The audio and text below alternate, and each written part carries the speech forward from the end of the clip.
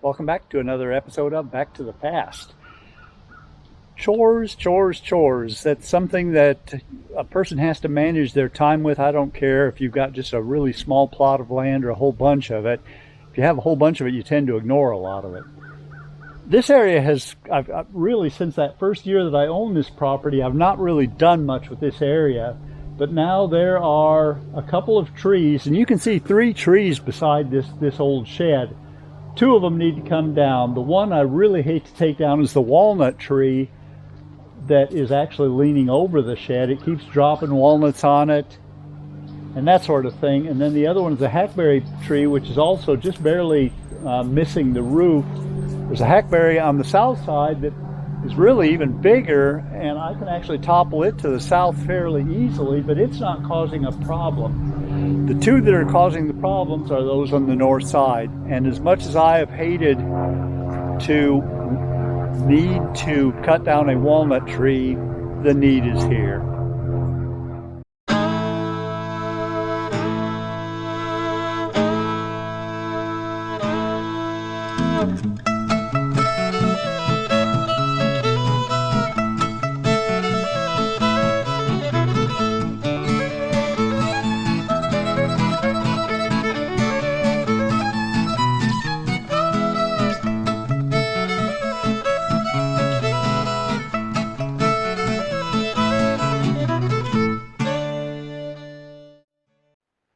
We are now in the root cellar below that building, and this area actually, way back in one of the earliest episodes that I did back in December of 2020, I did a bunch of patching together of the stones up higher and really didn't do much below.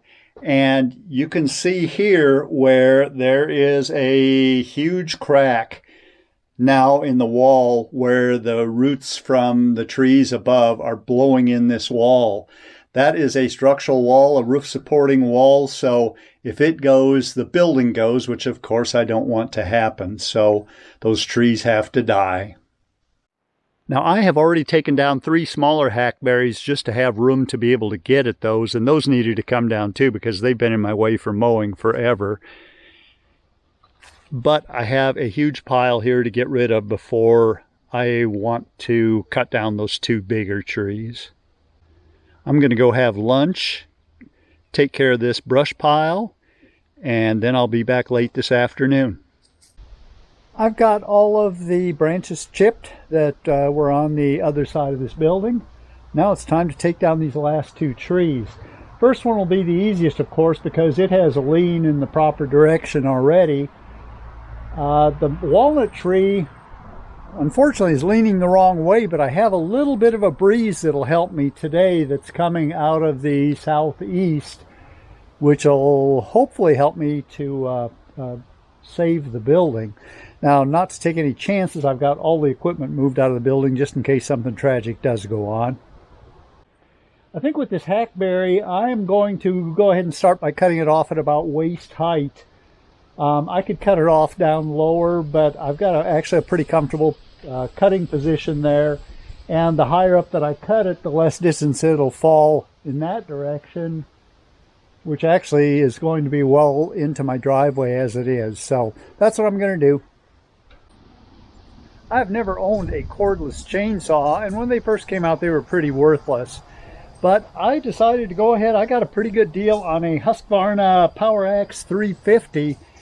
And it has the same length bar as my little gas-powered 50 does. But this thing actually has quite a bit more power than what the 50 does. Now, when I first pulled it out of the box, I thought, wow, this is wonderful. This thing's half the weight of my other saw, or the equivalent saw.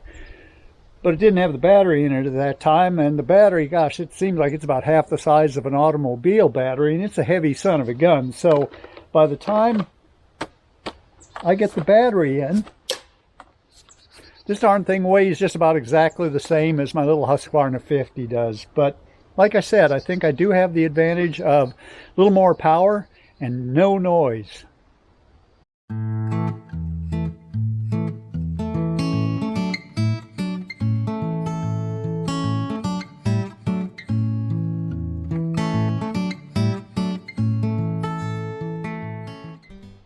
hopefully that was good practice for that larger walnut tree.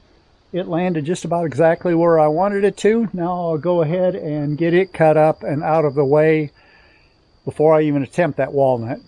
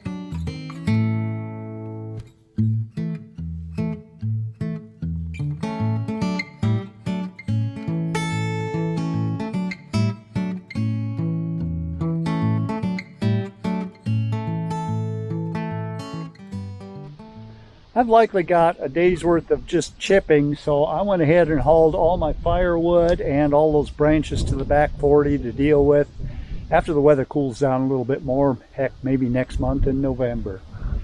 I don't know how well you saw how I had the last one rigged. This one's far more important, of course, because it's leaning over the shed and actually out over the house.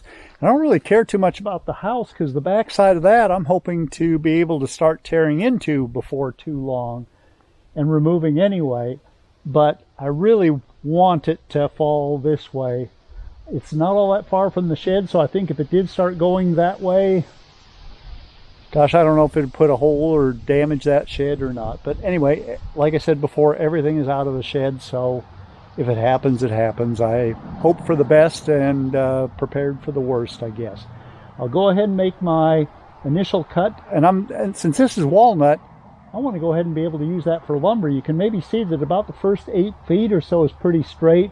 Then there's kind of a kink in it, and there might be another 5 feet or so of good lumber up there. So hopefully I'll get some lumber out of this tree.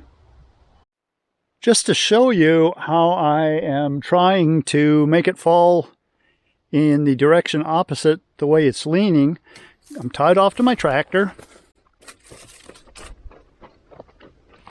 and through a shiv block that's tied off to another walnut tree,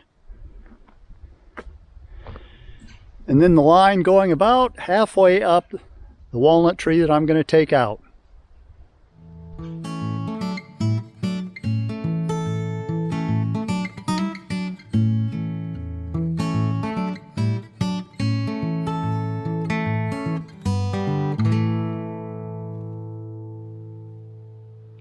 That is quite a relief that it's down, and it fell just about in the perfect direction. There is another walnut tree behind it, that one that you can see that's about 8 inches in diameter, and I didn't want to damage that one. It did break one branch off of it, but as branched out as that walnut tree was, actually I'm pretty lucky that it didn't do any more damage than that. Now I do have one huge disappointment in looking at this, and I'll show you that in a second. Looking at this tree, there is very little heartwood in it. There's probably not going to be much lumber at all. It looks like there's maybe 8 inches in diameter here. By the time I get up the stump 8 or 10 feet, there may not be any of that nice dark walnut heartwood at all. But I take what I can get. If you look at the cut really was about as well made as it could be. There's about a 2-inch hinge that I left, and it was good and consistent all the way across. It looks like it broke on the back half. I was a little bit concerned that when I was doing this that it wasn't opening up on the back side, but I was able to get the saw out just fine, so I guess it really wasn't getting pinched either. Fortunately, I had a good amount of tension on that rope, and that manila rope, man, you can really put a load on that stuff. And then I was able to start pulling it over, and once I saw that it was past the point of balance, that it wasn't going to land on the shed or the cabin, why, I felt pretty doggone good about it. And like I say, it ended up falling just about where I wanted it to. It missed that that big walnut tree right there. Not really big, I guess. And it missed a small tree that I had planted right over here. So really it fell just about dead center for where I wanted it to fall. Now I've got to do some cutting so that I can get this road reopened tonight. Another challenge that I had in cutting this one is this big metal pipe here. Then there's some copper tubing, 1/2-inch copper tubing that I think is actually grown into the root. And then there's some barbed wire all around it too. And then on the one on the far side there, you can barely see a rock, but this rock has actually got grown into the tree, or the tree grew around this rock. That rock is really solid there. Well, last evening I ended up working with headlights just to be able to get the driveway reopened. But I've still got quite a mess to be cleaned up here. So I'll work on that for a few hours today. I did promise Gabby that I would take her fishing this afternoon. And she said okay, so that's a promise that I just can't break. I need to finish cutting up this firewood, and then I've got some roots to kill.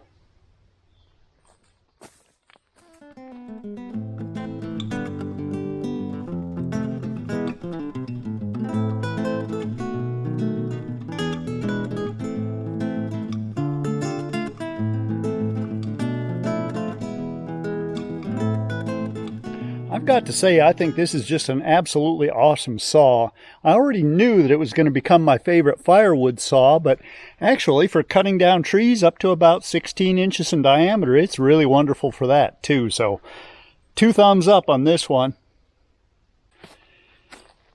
And this piece, I've got to think of something to do with it. All I got to do is figure out a way of holding something this small down on my sawmill so I can cut it into a couple of slices. But I think this is going to be a really pretty piece of furniture here, whatever it may be. And now to save this 150-year-old root cellar. What I need to do, the trees are cut down obviously, but are the stumps still alive, and will they continue to spread in the root system? I hope not. First thing, when I cut these down immediately after and then several times after that, I've sprayed them heavily with triclopyr, which is a good tree killing pesticide. It's not an insecticide. So what I'm going to do now, and this is something that I did actually, and it's been very, very successful. Back in one of the earliest episodes, I think it was in the first 5 episodes, probably like 4, 5, 6, something like that. Go back and watch that, because I use that to try to annihilate so many tree of heaven around here, which is an invasive species, and it really taken over this property when I bought it. What I did there was to spray it with triclopyr, just like I did here so far, and then to drill holes around the perimeter of it and fill them with Epsom salt. And then I covered it with a piece of plastic so the rain wouldn't wash it all away. As I said, I've been very successful in doing that on the other side of the building.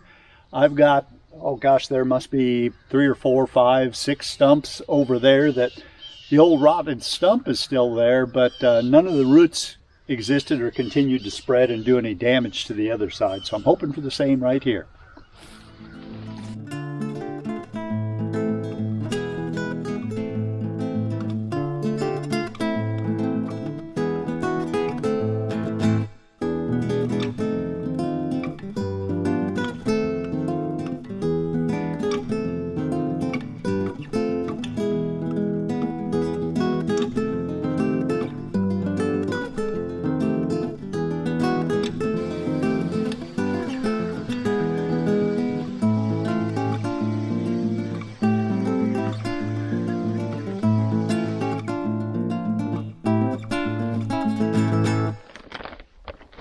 Now for the Epsom salt.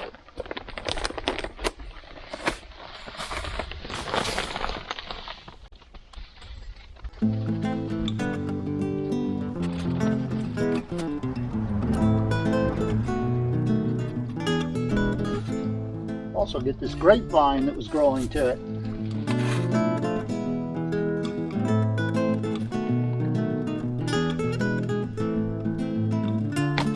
One down, one to go.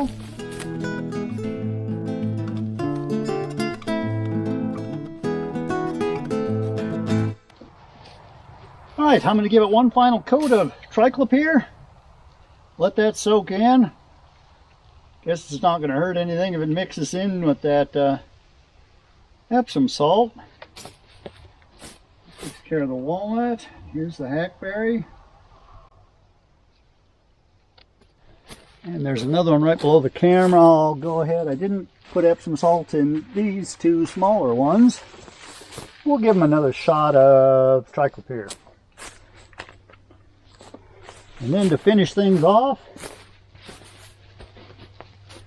cover them so the rain doesn't wash it all away. Throw a rock on it. I don't know what you have for depth perception on the video, but there's a hole here now where, as the roots have started pushing into the wall, the dirt is settling, so as water runs off the roof, it hits just about right here, and it's probably running right in the building. So one other thing that I think that I will do is remove a few of these rocks, and I'll go ahead and fill that with dirt and slope everything back away from the building a little bit better. And then maybe these rocks that I pull up, I'll go ahead and lay those on the surface so it doesn't get eroded.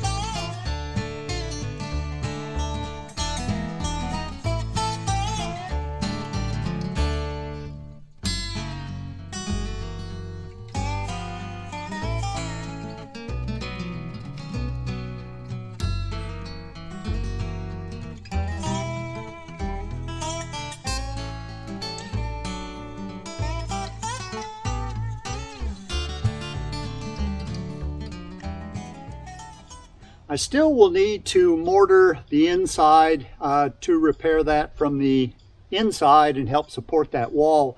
But I'm actually not going to do that for about a year or so because I want to see if this moves anymore before I go to doing any patching in there. I'm sure it's good enough shape the way it was.